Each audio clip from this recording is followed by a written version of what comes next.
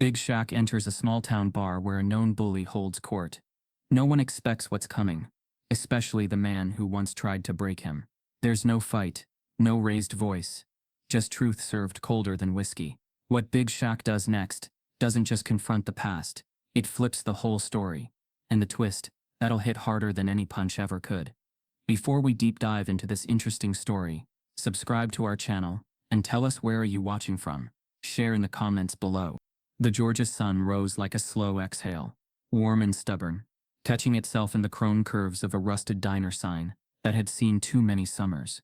Its bold red letters flickered slightly, clinging to life like the town it loomed over. Here, in this part of the South, everything moved slower, like it was remembering something it didn't want to speak out loud. Shaq O'Neal sat on a wooden bench outside the diner, a cup of black coffee in one massive hand, the other resting gently on his knee. His frame was impossible to ignore, titanic, sure, but what drew people in was his stillness. It wasn't the kind born of indifference, it was the kind of stillness that came from knowing things, the kind that made folks pause before asking questions. To most he was Big Shaq, the gentle giant, the basketball god turned philanthropist. But to the people who saw him most days, here in this swath of sun-soaked southern grit, he was just Shaq. The man who paid off someone's mortgage without leaving his name. The man who sat with grieving mothers when nobody else had time. The man who held space without ever needing to fill it. He had built a center here, the Lift Foundation, a safe haven tucked beside the train tracks, its red brick sides echoing with laughter and sneakers squeaking on gym floors. He called it his second season. Not the one on the court, but the one where he could teach kids about life without yelling plays from the sidelines. Most of the kids were black and brown, born into homes split by poverty or pain. Some had records, others had bruises they didn't talk about. Shaq didn't push them. He simply showed up day after day, like sunlight on the same porch. But this morning felt different. He'd woken before dawn, something churning beneath the surface of his usual calm. A dream, maybe. A scent, a phrase he hadn't heard in years. Whatever it was, it tightened around his ribs like a question with no words. He hadn't spoken of it to anyone, not even Lucille, his mother, who could always read him like a book with half the pages torn out. Inside the diner, a radio hummed low, playing Otis Redding. The air smelled of bacon, syrup, and old cigarette smoke trapped in the walls. The waitress, a woman named Carla who'd been working the counter since the Clinton administration, nodded to him through the window. He nodded back, eyes trailing past her, locking onto a mural painted near the corner of the street. It showed a boy, maybe 8, holding a basketball the size of his chest, gazing up at a hoop that seemed a lifetime away. Shaq had commissioned that piece, paid the artist in full, told him not to sign it. He wanted the message to be louder than the name. Somewhere behind him, a car honked. Shaq didn't flinch. His mind had already drifted, pulled toward the edges of something he couldn't name. It wasn't nostalgia, it was something more jagged, a memory he'd buried, so deep, it had started to rot. Back in the 90s, when he was still more myth than man, something had happened. Not on a court, not in front of cameras. It had taken place off the record, in a locker room that smelled like mildew and bitter spit. A coach, older, white, bitter, had said something. Not loud, not violent, but sharp enough to cut through bone. Shaq was 17, still figuring out how to carry the weight of his own body, let alone the weight of a world that expected him to never speak up. He hadn't told anyone about it. Not his teammates. Not his mother. Especially not his mother. But now, decades later, that same voice seemed to echo in the wind. It wasn't imagination. It wasn't paranoia. It was real.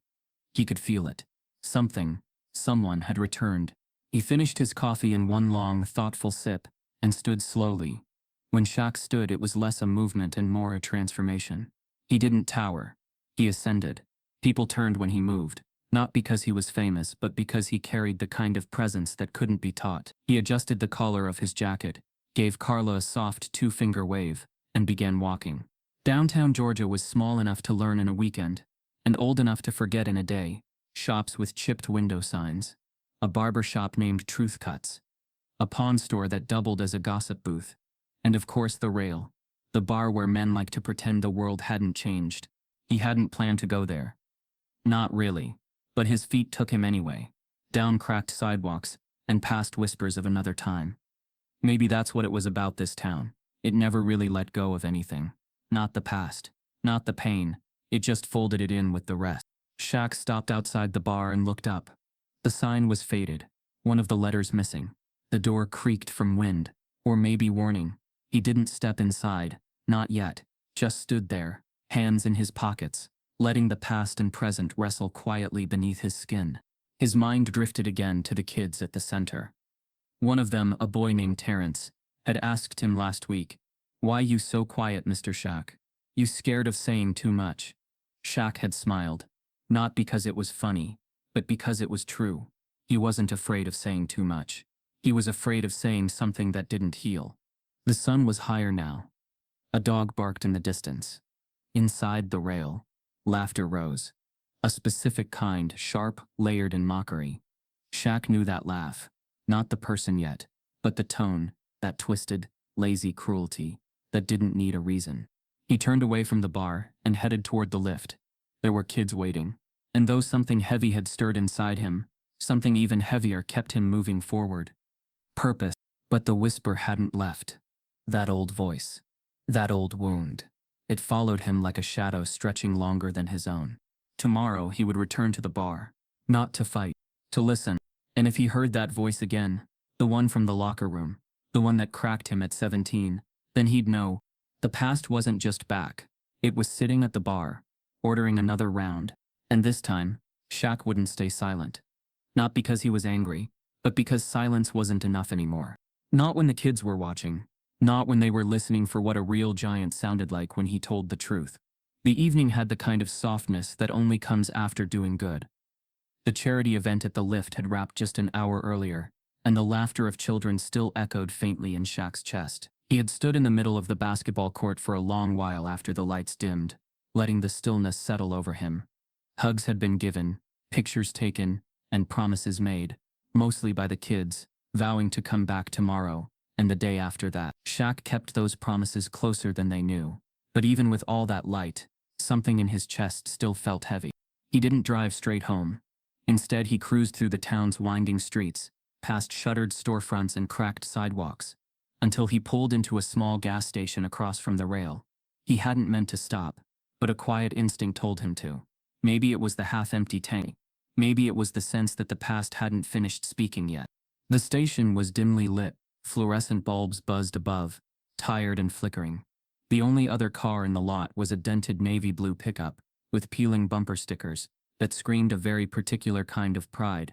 Country music hummed low from its radio, muffled behind rolled-up windows.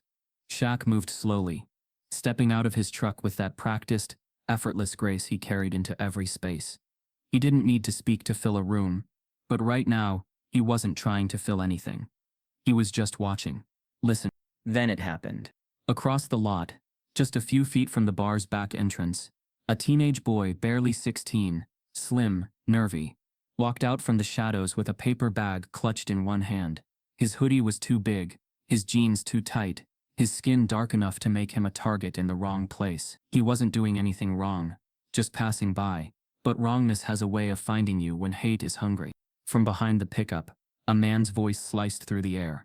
Thick southern drawl, slurred slightly, like whiskey had been warming in his throat all afternoon. "Look at you. Damn street rat. Don't you know where you are?" The words weren't shouted, but they landed heavy. A slow, cutting drawl that didn't need volume to hurt. The boy froze. His fingers clenched the bag tighter.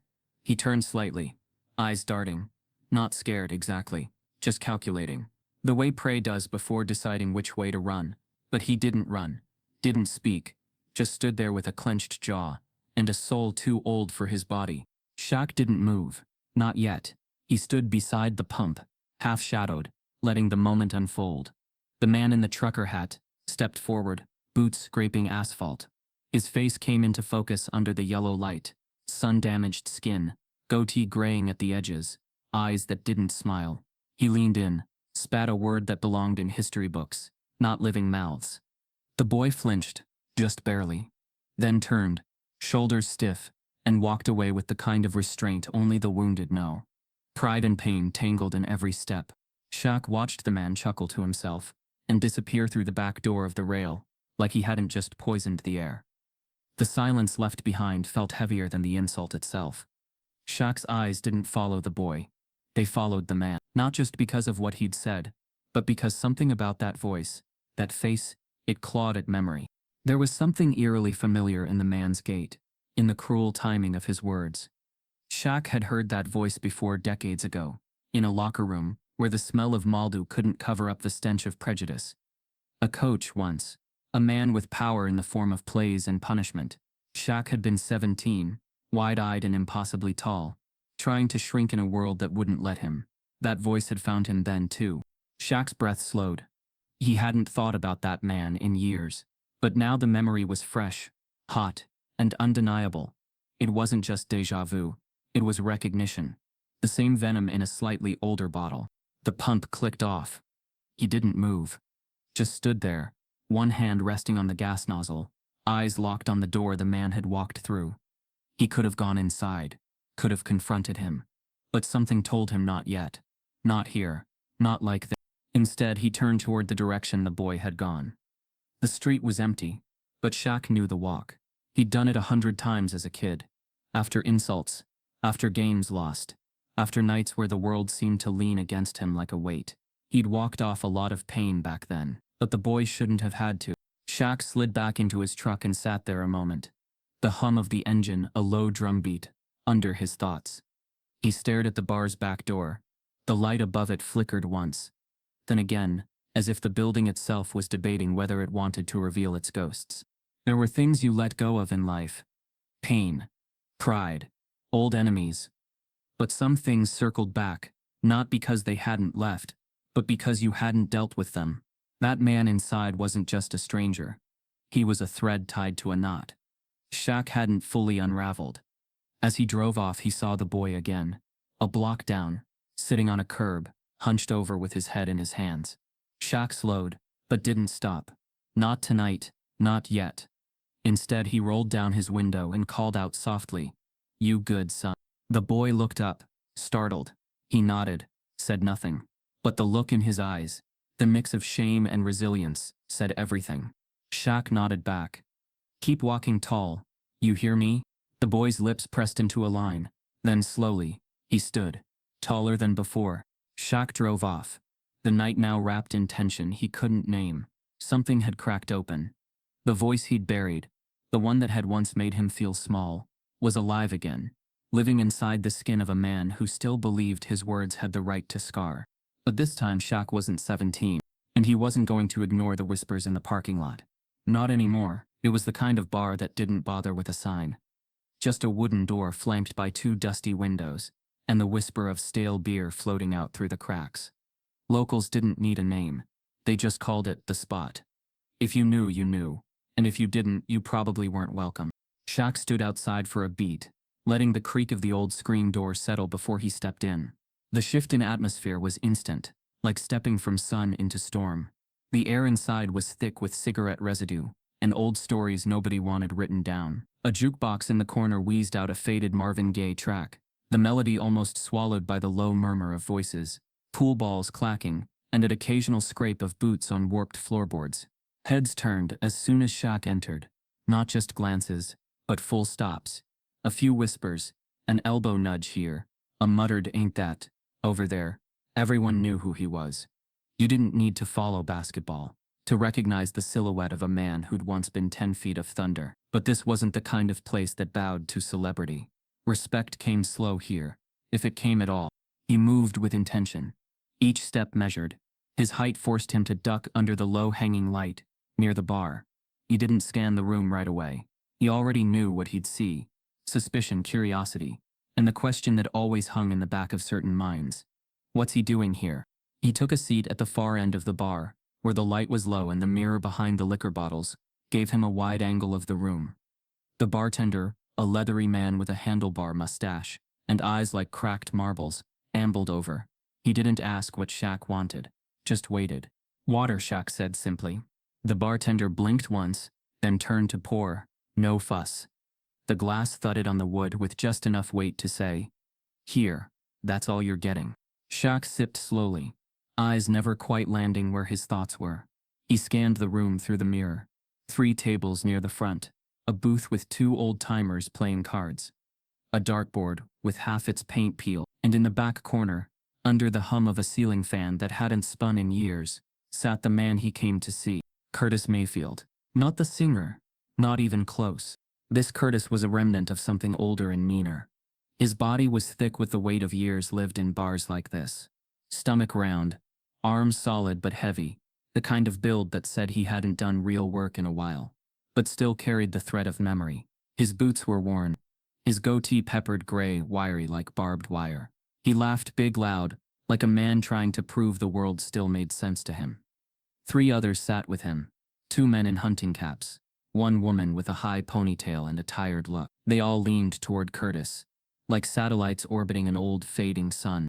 Shaq watched him throw his head back, slap the table, grin with a mouth half full of stories, and half full of something darker. And that voice, it was the same. Slurred just enough to make you lean in. Sharp just enough to make you regret it. The same voice that had lived in his memory since he was a teenager. The same voice that had told him he didn't belong, didn't matter, wasn't real enough to stand where he stood. Back then it was a coach's voice, on the sidelines of a forgotten high school gym, screaming through gritted teeth that basketball was for real Americans, that big bodies didn't mean big hearts, that someone like Shaq should be thankful just to be allowed on the court. He'd never forgotten it, and now, here the man was, older, slower, but still swinging words, like weapons. Curtis hadn't seen him yet. Or maybe he had and chose not to acknowledge him. The kind of man who stared through the threat, instead of at it, hoping it'd vanish if he just believed hard enough. Shaq didn't move, didn't interrupt. He let Curtis talk. The man spun a story about a hunting trip, laughing at a friend who got stuck in the mud, mimicking accents, tossing around a few casual slurs like sugar in coffee. No one flinched, not even the bartender. This was their normal. Curtis was the rhythm of this place, a heartbeat no one dared challenge.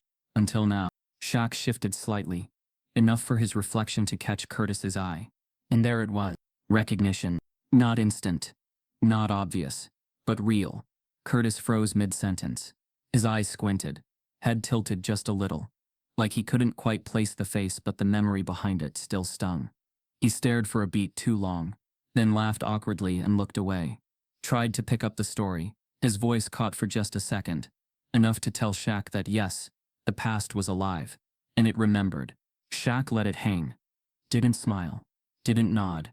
He just sipped his water again, steady, letting the air in the room stretch and shift. People tried not to look, but they felt the tension coil tight between the 2 men, one seated in comfort, the other in clarity. Curtis made a choice then. He stood, stretched, said something to his crew and wandered toward the jukebox, steps slow and calculated. He wasn't drunk, not enough to miss the weight of what had just walked through the door. He picked a song, something bluesy and slow, and leaned against the wall, arms crossed. Shaq met his gaze through the mirror. Curtis didn't smile, neither did Shaq. It wasn't hate between them. Not anymore. It was something colder. Recognition without remorse. A mutual understanding that the past had caught up, and it wasn't here to play nice. Shaq stood finally, stretched his legs, and left a tip beside his full glass. He didn't need the water. He just needed the moment. And he'd gotten it. As he walked out, he felt the stairs press into his back, but he didn't look back. Didn't need to. He already knew what he'd seen. Curtis Mayfield was still who he'd been back then. Louder now, maybe meaner with time, but just as hollow. And the place around him hadn't changed either. It had just gotten older, like a wound that never scabbed right. Outside, the night had deepened. Streetlights buzzed with bugs, and the air was thick with humidity and tension. Shaq stood by his truck, breathing in deep. There was no shouting, no confrontation, but the message had been sent. He wasn't the kid in the gym anymore. And Curtis wasn't untouchable. He looked back once at the bar with no name. It glowed weakly from the inside, as if unsure of whether it wanted to be seen. This wasn't over. The past had spoken. And now Shaq was listening. Curtis didn't just talk loud. He spoke with intent. The kind that dressed itself up as jokes, but left bruises in its wake. That afternoon he picked on a waitress named Rosie. Young, maybe 22, too thin for her smile. Too tired for her age. She brought him his drink, unsweetened tea with a lemon wedge. And as she turned he muttered, just loud enough, Shame how they hire anyone now. Back when I ran things, you had to look presentable to work in public. Rosie froze, her shoulder tightening just enough for Shaq to notice. She didn't respond, just kept walking, head down, like she'd learned long ago that some battles weren't worth picking, when the crowd already picked a side. Curtis laughed into his glass. The men at his table chuckled along, not because it was funny, but because that's what people do when power speaks. They laugh, nod, and pretend it's harmless. Shaq's jaw tensed, but his body stayed relaxed. He didn't come here to intervene. Not yet. Instead, he let the moment imprint itself in memory. Another tally on a growing list. Curtis went on, launching into a story about a neighborhood he claimed was being overrun.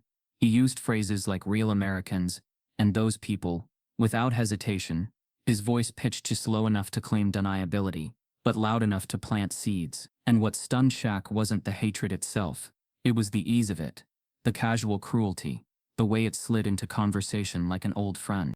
That night, Shaq went home and sat in the dark for a long time. He thought of Rosie, thought of the boy in the parking lot, thought of the tournament, 1992, summer heat, so thick it turned the gym into a furnace. Shaq had been 17, sweating through a cheap jersey, heart thudding with the pressure of recruiters in the stands. He remembered the coach's whistle, the way it cracked through the court, like a whip. He remembered Curtis standing at half court, clipboard in hand, barking orders. Remembered the way he'd singled him out after a missed shot. Big body, no brain, he'd snapped, loud enough for the whole gym to hear. You'll never be more than a freak show if you don't learn to think like a man. It wasn't just what he said, it was how he said it. The tone, the tilt of his head, the message underneath. You don't belong here. You never did. Shaq had buried that voice under years of success, drowned it in applause and accolades. But here it was again, wearing a trucker hat and sitting in a bar with no name, still spewing poison, still trying to claim space. The next few days played out like a quiet loop. Shaq returned each afternoon, always the same time, always the same seat. He'd order water, watch Curtis, and observe the dynamics. He began to see things most people ignored. The way the regulars adjusted their jokes when Curtis spoke, the way newcomers were measured by how they responded to his stories. The way Rosie flinched every time she had to take his table. Fear didn't hang in the air. It lived in it. Not fear of fists, but fear of being made small, of being reminded constantly that power didn't always need to be physical to be painful. One evening, Curtis talked about his time as a high school coach. It came out in bits, half remembered and full of self-congratulation. Had this one kid massive, like a damn mountain, but dumb as a box of rocks, he said, grinning. Couldn't shoot worth a damn. But they kept praising him, like he was some kind of god. Made me sick. Shaq felt something shift inside him. That was it. The story. The moment Curtis unknowingly handed over the key to the lock he didn't realize still existed. He was talking about him. Right there, to a room full of people. But he didn't know. That night, Shaq didn't go home right away. He drove to the old community gym, on the edge of town. It was closed, lights off, but he parked outside and sat in the silence. The bleachers inside were empty now, but he could still see the ghost of that 17-year-old boy, shoulders hunched, wiping sweat from his brow, while trying not to hear what had just been said. Back then, he hadn't spoken up, hadn't told Lucille, hadn't told anyone. He just worked harder, played better, and outgrown the pain, or so he thought. But now he understood. Pain doesn't shrink with time. It just settles deeper into the foundation. The next day, he returned to the bar and stayed longer than usual. Curtis didn't say much, but his eyes lingered a little longer, like something was beginning to scratch at the edges of his memory. Shaq let it. Let him wonder. Let the silence do the heavy lifting. He was preparing for something. Not a confrontation. Not yet. But a moment of clarity. The kind that doesn't need shouting to be heard. The kind that speaks with presence. Curtis didn't know it yet, but he was being watched by the very man he once tried to erase. And this time, the silence wouldn't protect him. It would expose him. It was the kind of photograph you'd almost miss if you weren't looking for it. Tucked behind the bar, half obscured by a line of dusty whiskey bottles, and a stack of yellowed coasters, the frame sat under a scratched pane of glass, its edges warped with time and humidity. Shaq had seen it before, maybe the first day he walked in, but only in the way you notice background noise. Today, though, something pulled his attention toward it like gravity. He rose from the stool slowly, knees easing into their full height, and walked toward the bar's center. The bartender, busy fiddling with a box of receipts, didn't say a word. Maybe he figured Shaq was just curious. Or maybe, like the photo, he knew this moment had been waiting. The picture was old, maybe 3 decades or more. Black and white, which seemed too poetic to be accidental.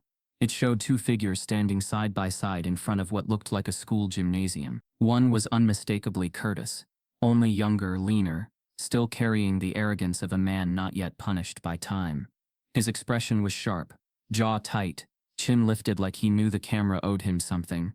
But it was the boy beside him that pulled the breath from Shaq's chest. The boy was thin, shoulders slightly hunched, his nervous smile just a little too forced to be natural. Eyes wide, not with excitement, but with the uncertainty of someone who wasn't sure whether he was supposed to be happy. He couldn't have been more than 14. His posture said everything his mouth didn't. And now, in the clear stillness of this photo, Shaq finally connected the face. It was the same boy from the parking lot. The one Curtis had insulted like a stranger. The one who'd flinched but didn't break. His name hadn't been spoken in the bar, but Shaq had learned it quietly over the past few days from Rosie, who carried the names of all the broken people in that place like prayer beads. Jacob, Curtis's son. The realization came like a cold draft across the spine. Shaq didn't move, just stared at the image, letting the truth settle. The man who preached about real Americans, and those people, had a son who looked like he belonged in the very group. Curtis condemned, and it wasn't just the racial undertone in the insult. It was the way it had been delivered, as if Jacob were beneath him, as if he were someone else's problem. Shaq stepped back slowly, letting the moment settle. He didn't need anyone to explain the rest. He saw it clearly now, the fracture, the rot beneath Curtis's noise. This wasn't just about the past. It was about what Curtis had tried to deny in his present. Jacob wasn't just rejected by his father. He was erased. Shaq returned to his seat, his thoughts burning slow. He watched Curtis enter the bar, 20 minutes later, laughing with a man wearing a denim vest and a patch that read "Born Free, Die Loud." Curtis slapped backs, made noise, took up space. But when he moved toward the bar and stood in front of the photo to order his drink, he didn't glance at it. Not even once. That said everything. Shaq saw Curtis brush against the edge of the frame with his elbow, and never flinch. It was like the picture didn't exist to him anymore. Or maybe it was easier to pretend it never had. Later that night, Rosie passed by Shaq's seat with a tray full of drinks. He waited until she'd placed everything down before speaking. "That kid," he said, voice low. "In the photo. He doesn't come around anymore, does he?" Rosie paused, eyes flickering, not surprised by the question. She shook her head gently. "Not really. Comes through town sometimes. But not here. Not since he turned 17. Shaq nodded, absorbing that. "Why?" Rosie didn't answer right away. She stared at the tray, then at the back corner where Curtis was regaling someone with a story involving a hunting dog and a broken fence. "Ask him," she said softly. "If you think he'll tell you." But Shaq knew he wouldn't. Not now. Not like this. The rest of the night passed like slow honey, thick with unsaid words, and the dull ache of realization. Shaq left before Curtis did, stepping into the cooling night with the image of Jacob's face burned into his mind.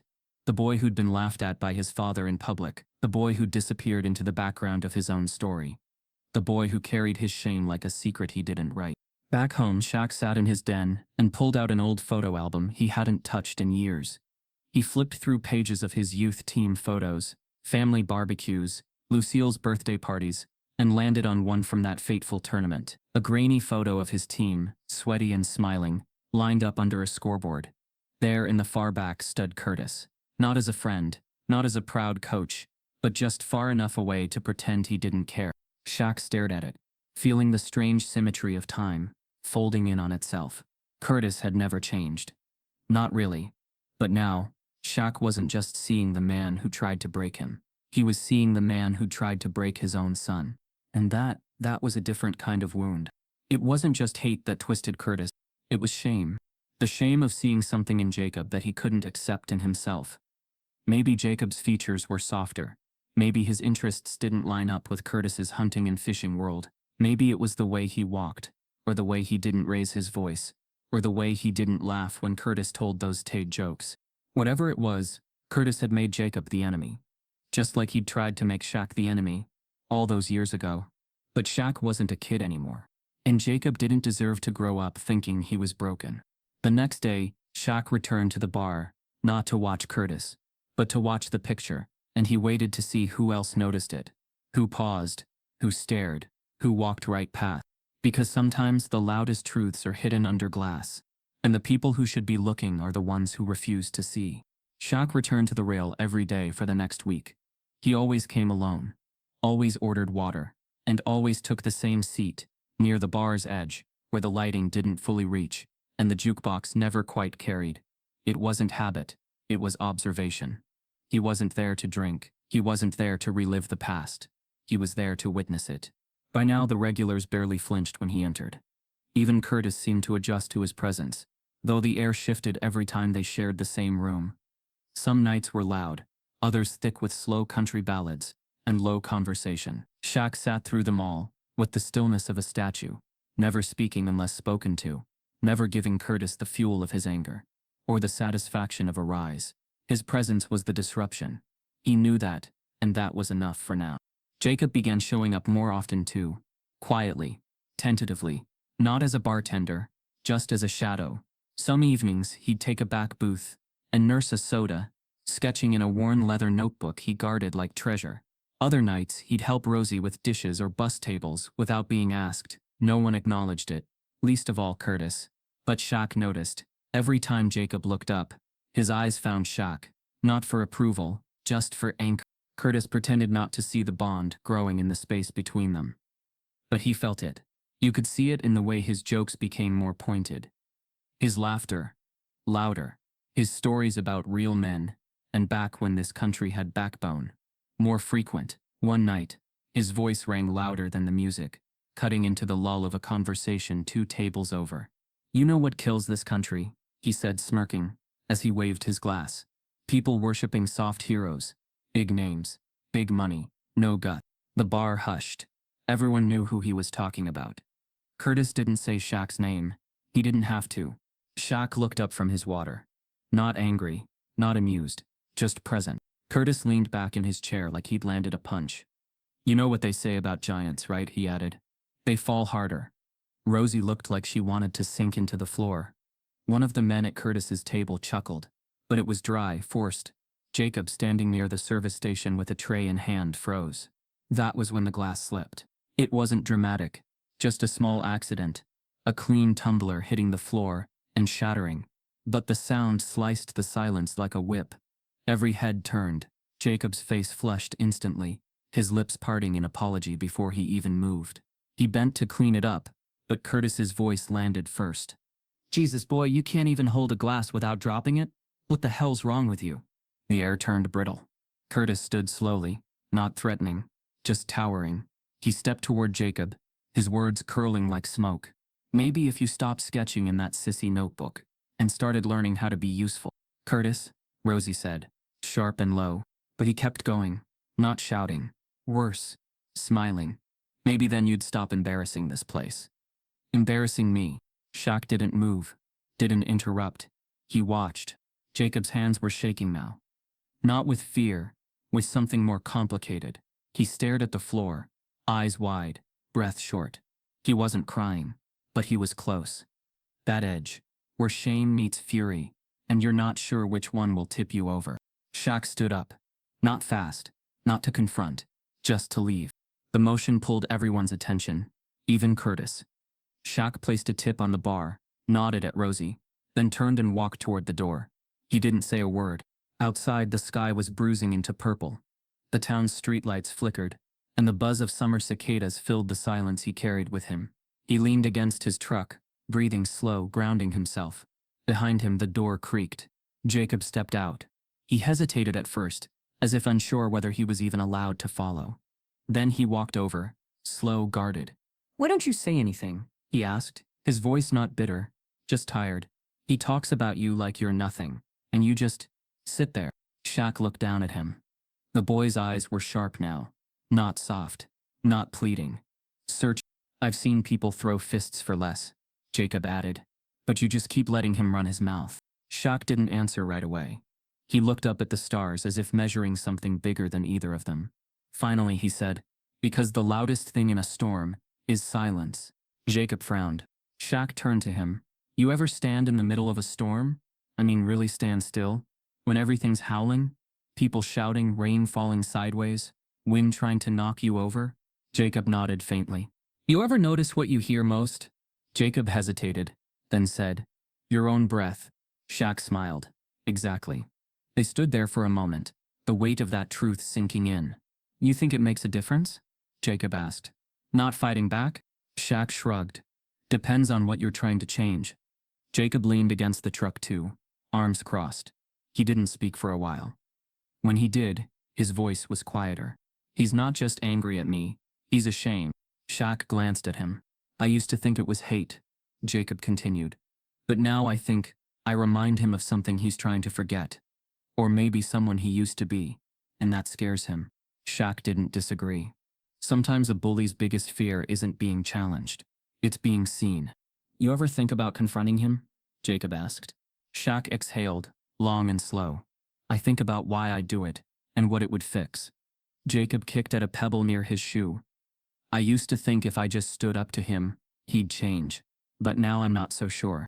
"Some people change," Shaq said. "Some people break. Some just hide better." Jacob turned to him. "And you? What are you trying to do?" Shaq looked back at the bar's dim glow. "Trying to understand why I didn't say something when I was your age, and whether silence now can say what I couldn't then." The night deepened around them. Jacob didn't press further.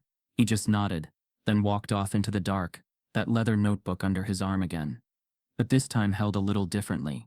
Less like armor, more like truth. Shaq stood there, a little longer, thinking of storms, of words, of all the noise people make trying to bury the things they're afraid of.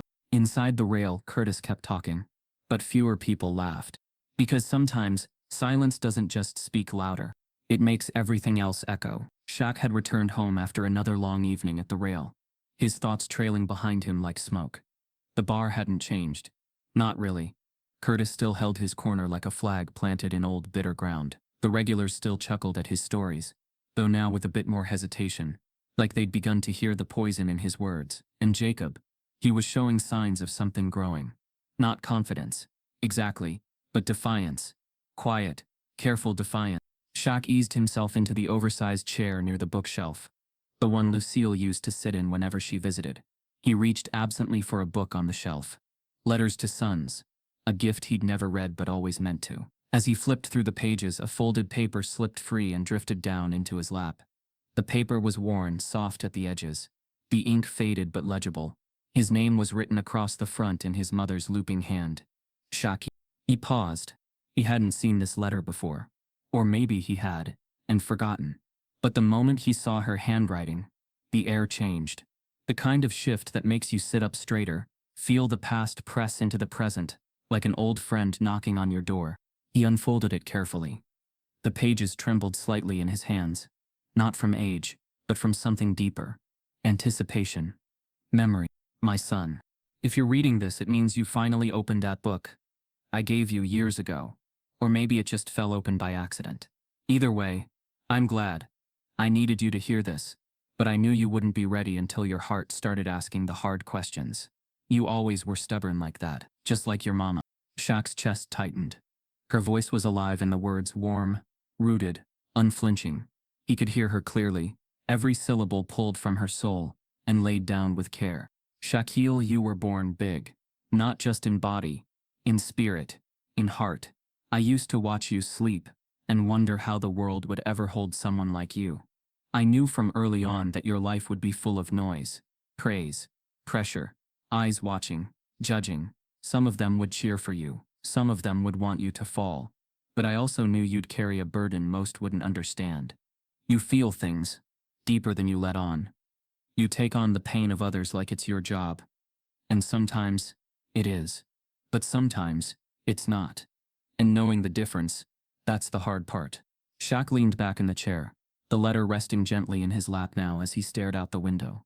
The wind pushed against the glass softly, like it too had something to say. "I know there'll come a day when you face someone who hurt you. Someone who tried to make you smaller because they were scared of your light. And I know your first instinct will be to show them how wrong they were. Maybe with your voice. Maybe with your strength. But baby, listen to me, sometimes power doesn't roar. Sometimes it whispers. Sometimes the most courageous thing you can do is let someone sit with their own shame until they see it for what it is. And if you ever feel like your silence isn't enough, like it's weakness, remember this. Silence isn't the absence of action. It's the presence of patience. The strongest men I've ever known didn't always speak first. They waited. They listened. And when they did speak, the world leaned in. Shaq swallowed hard, his throat suddenly dry. He could see Lucille sitting at her kitchen table, pen in hand, her brow furrowed not from frustration but from focus. She always wrote like she cooked, measured, intentional, made to feed the soul. Your heart, big as it is, will ache for people who won't change. You'll try to save them, even when they don't want saving. That's your gift, and sometimes your curse. But every now and then, someone will change, because you showed them a mirror, because you stood there, steady, refusing to sink to their level. And that's where the healing starts. Shaq blinked back the sting behind his eyes. The room felt smaller now, like the letter had drawn the walls closer, pulled him inward.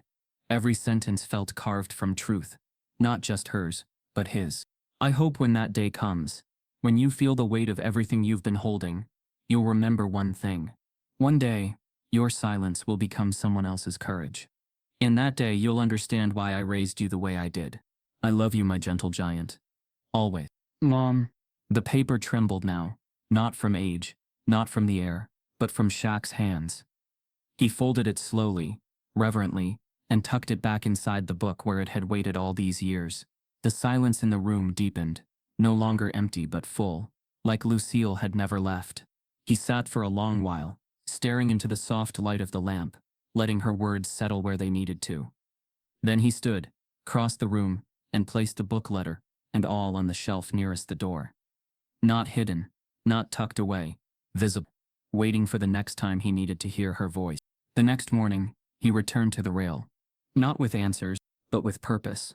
Curtis was already there, back at his booth, spinning another story. But this time, Shaq didn't look at him. He looked at Jacob. And for the first time, Jacob looked back, not just with curiosity, or respect, or fear, but with something stronger, resolve. Because now Shaq knew exactly what he was doing. He wasn't just holding silence for himself. He was holding it for someone who hadn't yet found the strength to speak. He made a phone call. Just one. To someone from his foundation. An anonymous benefactor, who preferred to stay behind the scenes, but had access to things most didn't. Shaq didn't explain everything. He didn't have to. Just gave a name. Curtis Mayfield. A small town in Georgia, former high school coach, frequent visitor to a bar with no name. And then he asked for something specific. Records. Juvenile if possible, sealed or otherwise. The line went quiet for a second. Then the voice said, "I'll see what I can do." Shaq spent the rest of the day with the kids at the lift, laughed a little louder, listened a little closer. But even in the middle of the noise and joy and sneakers pounding hardwood, his thoughts kept sliding sideways. Something about Curtis's voice, Curtis's rage, had always felt too sharp to be random. The kind of bitterness he carried didn't come from mere ignorance. It came from history, and not just the history people talk about, the kind they hide, the kind that festers. That evening, the call came back. "I found something," the voice said, buried, sealed tight, but not invisible. Shaq listened, unmoving, as the details spilled out. A sealed juvenile case from 1988, back when Curtis would have been 17, maybe 18. It never made the papers, never went to trial, never crossed state lines. But it happened, and it was ugly. A black janitor at a local gym, unnamed in the official report, was attacked late one night after locking up. 3 white teens, one of them identified by witnesses. The others vanished into the system. But the one they had a name for, Curtis D. Mayfield. Shaq closed his eyes. The victim survived but suffered severe injuries. Broken ribs. A shattered orbital socket. The assailants were never officially charged. But the one named Curtis was held in juvenile detention for 28 days, then released under a youth rehabilitation order, with records sealed by a sympathetic judge, whose name matched a plaque, still hanging in the county courthouse. There was more. A witness had initially come forward, a teenage girl, name withheld in the file. But the source on the phone had found a reference. Handwritten notes in the corner of one scanned document. A name, Lucille O'Neill. Shaq's breath caught. His mother had been there. Not in the fight, but afterward. She was the one who found the janitor. She'd been volunteering in Georgia that summer, helping with school cleanups. She saw the blood, heard the struggle, called for help. She gave a statement, but after the case was buried, she walked away from it, never spoke of it again. Shaq sat in stunned silence. Lucille had carried that truth her whole life, and never told him. Maybe because she knew it would find him when it needed to. No, it had. That night, he didn't sleep. He walked the floor of his home in long, slow strides, Lucille's letter in one hand, and the printed records in the other. They didn't just explain Curtis's hatred, they revealed it for what it truly was. A man at war with himself, someone who had done something irredeemable, buried it under years of performance, and poisoned everything he touched, just to keep it hidden. Shaq thought of Jacob, of the photo, of the way Curtis never acknowledged his own son, never protected him, never gave him even the basic dignity of a father's presence. That wasn't just poor parenting. That was punishment. Because somewhere, deep in Curtis's bones, he saw in Jacob a mirror he didn't want to look into. What do you do with a truth like that? Shaq could have exposed him. Gone public. Showed the papers. The headlines would write themselves. Former youth coach linked to hate crime. The bar would empty. The whispers would start. Jacob would be caught in the fire. But Curtis would finally be unmasked. But that wasn't what Lucille would have done. And that wasn't what silence was for. Silence wasn't just the absence of noise.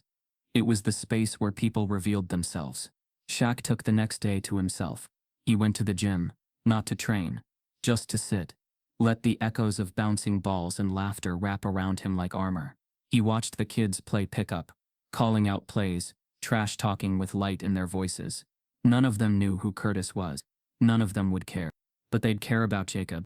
They'd care about a kid who kept showing up, even when he wasn't wanted. That evening, Shaq returned to the rail. Curtis was there, as always, spinning a story about his old coaching days, about how kids today were too soft, too entitled. Shaq walked past him, not slowing, not glaring, just present. He took his usual seat, ordered water, waited. Jacob came out of the back with a dish rag over his shoulder and nodded at him. Shaq nodded back. The atmosphere in the bar had shifted since he started coming.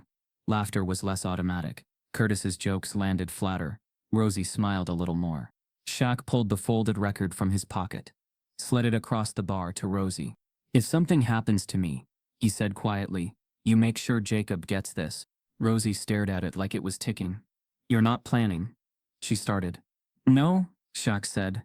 "Just planning to leave the past where it belongs, but not buried." Curtis noticed the exchange. He stood, walked over. For the first time in weeks, he stood beside Shaq. "You don't belong here," he said, voice low, not for effect, but for truth. Shaq turned to him slowly. "I've belonged here since before you forgot what you did," he said. Curtis blinked. "What?" Shaq stared at him. Not angry, not accusatory. "Just no. I know about the janitor," he said. 1988. "I know about the sealed record. I know my mother was the witness." Curtis's face didn't twist. It collapsed. Not dramatically. Just enough for the mask to slip. The bar grew quiet. "I never touched him," Curtis whispered. "But you didn't stop it," Shaq replied. "And then you built your life pretending it never happened." Curtis didn't speak. For the first time, he had no story. Shaq leaned closer. "You've been bleeding that shame into everyone around you ever since. Into this bar. Into Jacob. Into me." Curtis opened his mouth, closed it, looked over his shoulder, suddenly aware of the room, of the silence. Shaq didn't push further. He stood, left his water untouched, and walked to the door. As he stepped outside, he didn't hear footsteps behind him. But he felt the shift. A truth that had been buried was no longer alone. Curtis had been hiding for decades. Now he had to live with what had been found. And Shaq? He didn't need to shout. He'd already said everything that needed saying. The laughter from Curtis's table was forced, its rhythm offbeat. People stole glances toward the door before it even opened, as if the man walking through it had already announced himself by the silence that preceded him. Shaq stepped inside, his shadow stretching long across the faded floorboards. No music played tonight. The jukebox had been quiet for hours, left unplugged after a fuse blew earlier in the day. Fitting. Somehow, the bar had always been loud, chaotic, humming with Curtis's stories, and the kind of stale energy that thrived on denial. But tonight, the noise had fled, like it didn't want to be a witness. Curtis sat at his usual table, drink in hand, mid-sentence, surrounded by the same men who always laughed too quickly. But his story died on his lips the moment he saw Shaq standing at the door. He didn't flinch, not visibly, but his fingers tightened around the glass, and his smile didn't finish forming. Shaq didn't go to his usual seat this time. He walked straight toward Curtis. Not fast. Not slow. Just inevitable. The room reacted like water parting around a stone. People shifted in their seats. Some leaned forward, others leaned back. Rosie stood frozen behind the bar, her hand hovering over a glass she hadn't yet filled. Curtis watched him approach, his face a mix of performance and preparation. He licked his lips once, cleared his throat, and muttered something to the man beside him, who quickly stood and backed away. Jacob was in the corner near the service door, holding a tray of empty glasses, eyes locked on Shaq with a look that was part awe, part fear, and part hope. Shaq stopped a foot from the table and looked down at the man who, for years, had lived behind a wall of noise and cruelty. "Do you remember 1992? Shaq asked, his voice even. Quiet, but loud enough to carry. Curtis blinked, swallowed. His hand twitched. 1992? He repeated, almost casually. No idea what you're talking about. Shaq didn't move. Curtis shifted in his seat. That was a long time ago. Lot of things happened back then. Can't expect a man to recall every. You remember, Shaq said, his voice a notch lower. Curtis looked away for the first time. Jacob had stopped breathing. 17 years old. Shaq said. Regional tournament. Third quarter. I missed a free throw. Curtis's mouth pressed into a thin line. You told me I'd never be more than a freak with a ball, Shaq continued. Told the ref I should be disqualified for being built like a damn monster. You remember that? Curtis's gaze snapped back to him. There was something flickering in those eyes now. Not the sharpness of pride, but the dull panic of memory being pulled into the light.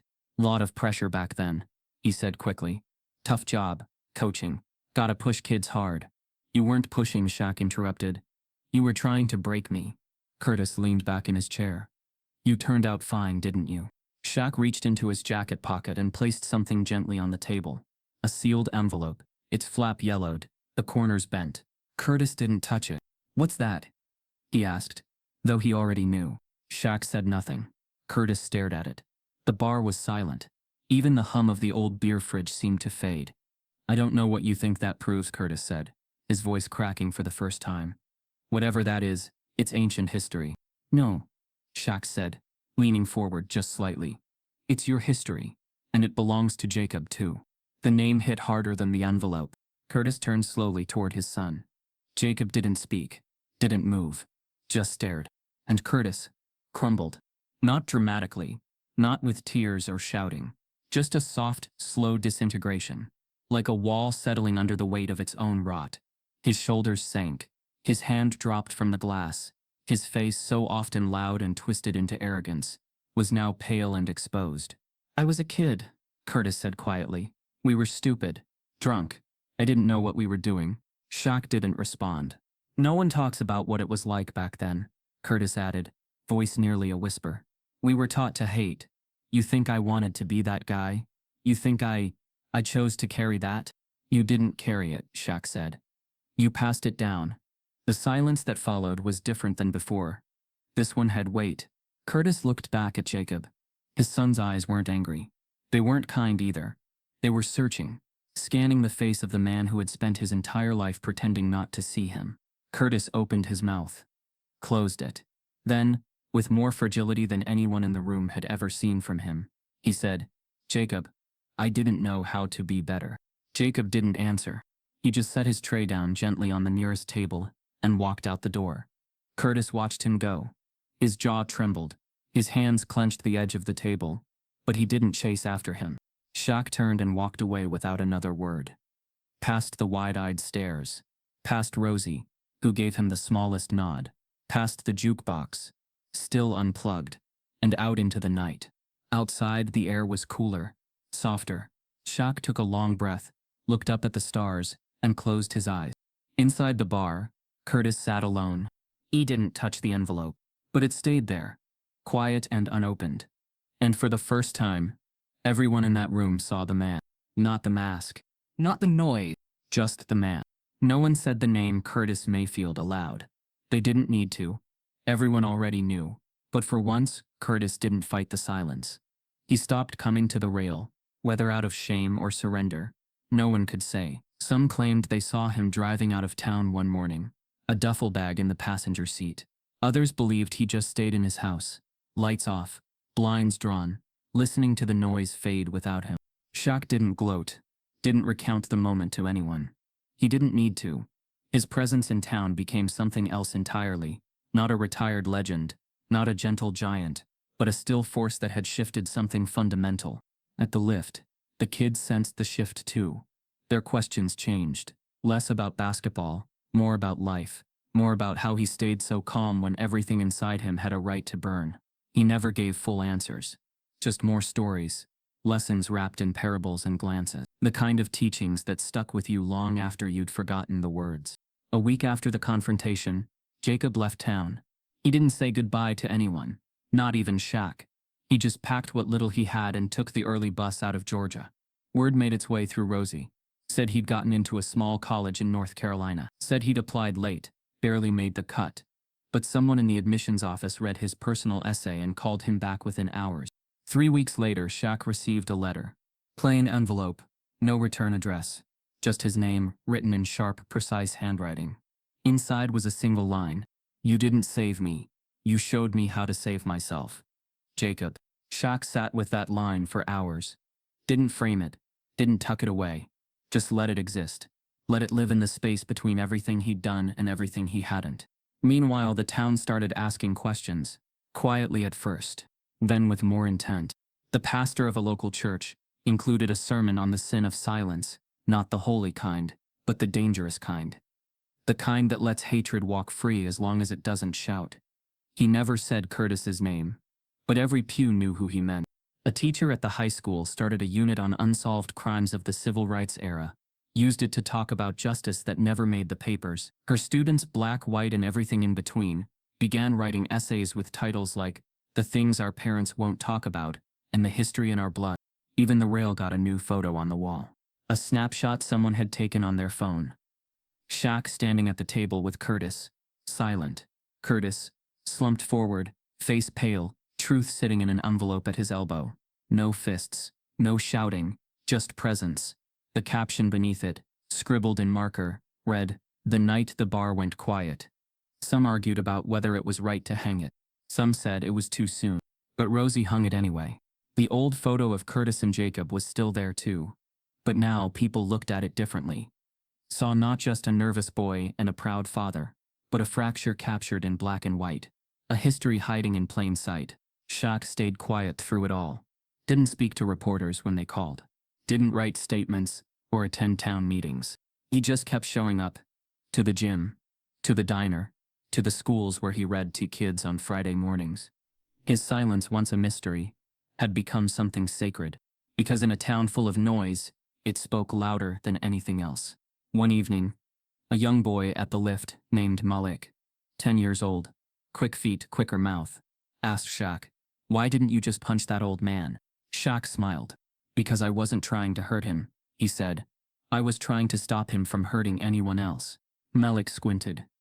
"But he hurt you, right?" Shaq nodded. "A long time ago. And that Jacob guy?" Yeah, Shaq said. Him too. Malik looked away, thinking hard. "I think if it was me, I would have yelled." Shaq didn't disagree. "Sometimes yelling works," he said. "But not always.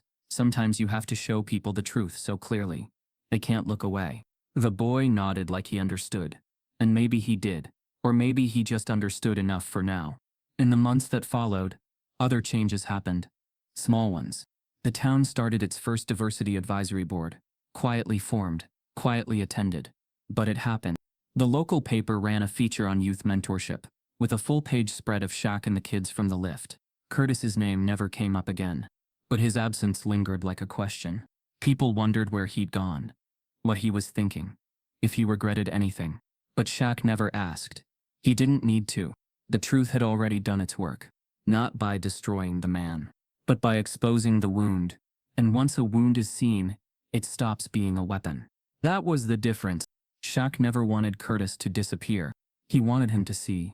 And even if Curtis never apologized, even if he never said another word, Shaq knew the confrontation had done what it needed to. Because healing doesn't always come with closure. Sometimes it just comes with clarity. By the end of that summer, a mural had been commissioned downtown, painted by 2 local high school students. It showed a boy standing tall beneath a stormy sky, holding an umbrella over another boy who sat, shoulders hunched, waiting for the rain to pass. No one said who it was based on, but everyone knew. Shaq never commented on the mural, never took credit. But every Saturday he parked near it for a few minutes before heading to the lift. Just sat quietly in his truck, watching the light shift across the paint. And if someone happened to glance in his direction, they'd swear he was smiling. Not a big smile, just a kind you make when you know the echo finally came back. And it carried the truth. The first rain in weeks came the morning Curtis Mayfield died. Not a storm, nothing dramatic, just a slow, steady drizzle that made the streets shine and the air feel heavier than usual. It arrived without warning, soft and persistent, soaking into the cracked Georgia soil like it had something to mourn. Shaq got the news from Rosie. She called around 9 in the morning, voice low, steady, and stripped of any judgment. Car accident, she said. Back road off Mill Creek. No other cars involved. Sheriff says he might have fallen asleep, might have been drinking. They're not sure yet. Shaq didn't speak. There's going to be a service, Rosie added after a pause. Tomorrow, small. Nothing formal, family only. But I think they'd let you come. He didn't ask who they were. He didn't ask who counted as family. He simply said, where? The service was held at a cemetery tucked behind a Baptist church on the edge of town. The kind of place most people drove by every day without noticing. Simple headstones, a few sagging trees, and rows of worn wooden benches placed in uneven formation.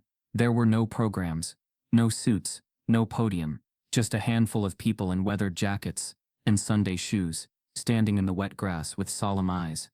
Shaq didn't dress differently, didn't wear black, just a plain navy overcoat, and the same boots he wore everywhere. When he arrived, no one said a word. A few nodded, most looked away. There were no hymns, no eulogy, just a prayer from a man who called himself a cousin, and then silence, as the casket was lowered. It should have ended there. Shaq turned to leave once the last handful of dirt hit the lid. But then she appeared. He hadn't noticed her during the service. She must have stood off to the side, or arrived late. But as he stepped onto the gravel path, he saw her walking toward him with purpose. No hesitation, no nerves. She was in her mid-40s, maybe older, tall, poised, with skin the color of polished walnut, and green eyes that cut through the gray light like emeralds in fog. Her hair was pulled back tight, her stride confident but unhurried. She wore a long coat, burgundy scarf wrapped at her throat, and she moved like someone used to holding space, not filling it. Shaq paused. She stopped 3 feet in front of him, looked up, and said the words like a thesis. You knew my father better than I did. He studied her. Not because he doubted her, but because everything in his body told him he was standing in the middle of a moment that would not let him walk past it. And then, as he looked closer, he saw it. The shape of her jaw, the angle of her eyes, the trace of someone he never expected to find in her face. Curtis. Shaq didn't say anything right away. His silence gave her room to continue, which she did. My name's Lenora, she said. Lenora Briggs. Shaq nodded once.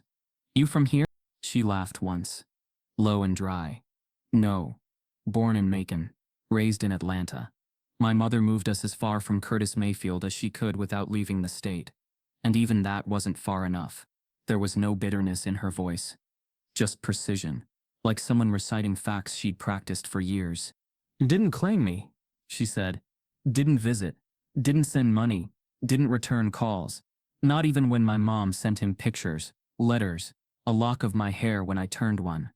She paused. She said she just wanted him to remember I existed. Shaq stood still. The air had turned colder. She told me when I was 15, Lenora said. Didn't hide it. Didn't dress it up. Just said, that man in the picture? That's your father. Don't expect anything from him. And she was right. I didn't. Shaq finally spoke. So why come now? Lenora looked past him toward the fresh dirt still dark from rain. Because I read about what happened. About the bar. About what you did. I didn't do much, he said. Oh, but you did, she replied, her voice soft now. You didn't fight him. And that changed everything. Shaq furrowed his brow. What do you mean? She stepped a little closer, her expression unreadable. He hated what he couldn't accept in himself. You knew that, didn't you? Shaq nodded, slowly. I don't think it was just shame over the past, she continued. I think it was me, my mom, the fact that he had a daughter who didn't fit his version of what a man like him was supposed to be. She sighed. He lived his life trying to erase contradiction. But all he did was pass it on.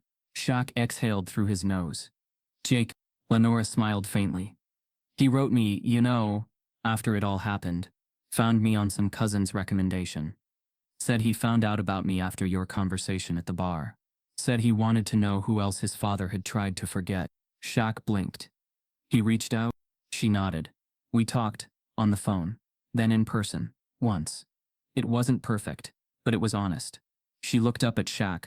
You gave him permission to start asking the questions. That mattered. They stood in silence for a long beat, the rain easing into a mist now, the world damp and hushed. Shaq finally asked, You ever forgive him? Lenora tilted her head, thought for a moment, then said, I forgave him the moment you didn't fight him. Shaq looked at her. Because I saw the look on your face in that photo someone took, she said. The one with the envelope. I saw what it cost you to stay calm, to hold space, to let him feel the weight of his own choices. And I thought, that's what I needed him to feel too. Shaq's voice was quiet. He never got it. Not really. Lenora shrugged. Maybe not. But maybe he felt it, if only for a second. Maybe that's why he was on that road. Maybe that's why he didn't stop the car. Shaq looked down at the grave. No flowers, no notes, just wet earth trying to settle. You think Jacob's okay? He asked. I think he's better than he's ever been, she said. And I think part of that is because he finally saw someone show him how to live past hate. They stood there for a moment longer, strangers somehow tied together by one man's unraveling. Then Lenora reached into her coat, pulled out a small square photo creased at the corners, color fading. She handed it to Shaq. It was a baby. In a pink onesie. Big green eyes. Fist clenched like it was ready to fight the whole world. Me, she said, in case you ever forget who else you saved. Shaq took it carefully. Studied it. He nodded once. Not for her. For Lucille. For Jacob. For every version of himself he'd buried over the years. Then he said, You ever in town again? I hope you come by the lift. She smiled. I might. And if I do, I'll bring my daughter. She's 5. Has your smile, I think. Shaq chuckled. Must be trouble. Oh, she is, Lenora grinned. But she's free, and that's what matters. She turned and walked away, her coat catching the wind like a sail, disappearing into the morning mist. Shaq looked back at the grave, then up at the sky, and for the first time in a long while, he didn't feel the weight of the past. He just felt what came after. The gym fell still. The kind of still that only happens when truth has landed exactly where it was supposed to. He reached into his jacket pocket and pulled out a folded piece of paper, creased from being carried, but never unreadable. Lucille's letter. Lost my mom years back, he said. But before she left, she gave me this. And I didn't read it until I needed it. He unfolded it gently and read the last line aloud. One day, your silence will become someone else's courage. Some of the kids shifted. One wiped their eyes quickly. Another clenched their jaw like they were holding something in place. That's what I want for you, Shaq said. Not to fight every time someone pushes you, but to know your power, to know when to speak, and when to let your presence speak for you. He stood slowly, the bench creaking beneath him. The kids rose with him, like pulled by gravity. Y'all are gonna grow up in a world that still don't know what to do with your strength, he said. They'll either fear it or try to shape it into something small. But you get to choose what echoes when you leave a room. He looked around the circle. Be the echo of something better. He said nothing more. The room didn't erupt. No clapping, no cheering, just a quiet that felt like a vow. One by one, the kids left. Some gave him a nod. Others brushed their fingers against the folded letter on the bench before walking out, as if it were sacred. Shaq remained behind, alone, watching the dust swirl in the sunlight. He thought of Jacob, Lenora, Rosie, even Curtis. He thought of the choices we make when no one's watching, and how those are the ones that shape everything. Outside, the sun was beginning its descent, dragging long shadows across the Georgia clay. The streetlights hadn't kicked in yet. The world hung in that in-between light, where everything feels possible. Shaq stepped outside, the door shutting quietly behind him. He didn't get into his truck right away. He walked along the side of the building, past the mural painted by the students, the boy with the umbrella, shielding another boy from the storm. He looked at it for a long time, not as the man in the story, but as someone who understood what it meant to be both boys. When he finally turned away, the sky was a soft blend of peach and violet. The cicadas had begun their song. The wind carried the sound of a basketball bouncing somewhere down the block. He smiled. Not the smile of a champion. Not the smile of a celebrity. Just a man. A man who once believed the world could only hear him when he roared. And now sometimes giants whisper. And the world listens. Some stories don't end. They echo. If this one stirred something in you, don't scroll past it. Sit with it. Share it with someone who still believes strength means shouting. Let this be more than a story. Let it be the start of a conversation that finally gets heard. Because sometimes, the quietest voices carry the deepest truths.